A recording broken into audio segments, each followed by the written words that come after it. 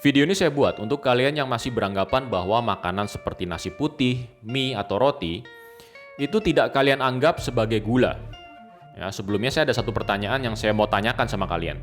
Lebih tinggi mana? Glycemic index dari nasi putih atau glycemic index dari gula pasir atau sukrosa? Mungkin masih ada yang belum paham dengan istilah glycemic index. Saya akan jelaskan secara singkat.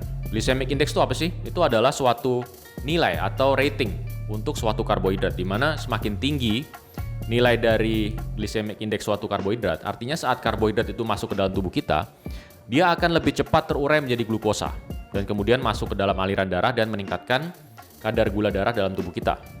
Begitu juga sebaliknya. Karbohidrat dengan nilai glycemic index yang rendah itu akan lebih lambat terurai ya menjadi glukosa saat masuk ke dalam tubuh kita dan juga akan lebih lambat masuk ke dalam aliran darah. Kembali lagi pada pertanyaan di awal, lebih tinggi mana glycemic index gula pasir atau glycemic index nasi putih?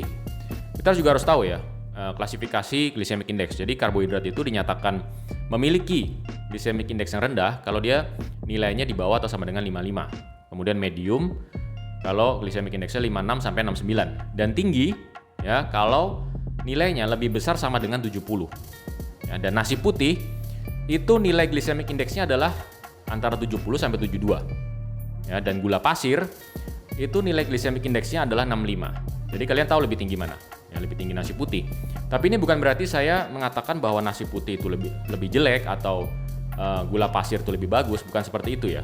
Tapi intinya yang saya mau sampaikan di sini itu adalah bahwa nasi putih sebenarnya adalah gula juga.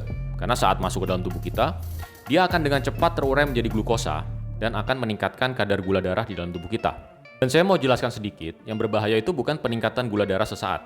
Ya, tapi rata-ratanya yang tinggi terus, itu yang berbahaya. Karena apa? Orang Wakanda itu kan sukanya makan nasi putih dalam jumlah yang banyak dan bisa 2-3 kali sehari. Belum minuman manis, belum camilan-camilan manis. Ya, jadi saat gula darahnya itu naik, dan kemudian baru turun sedikit, itu sudah naik lagi. Ya, karena makan yang manis, minum yang manis.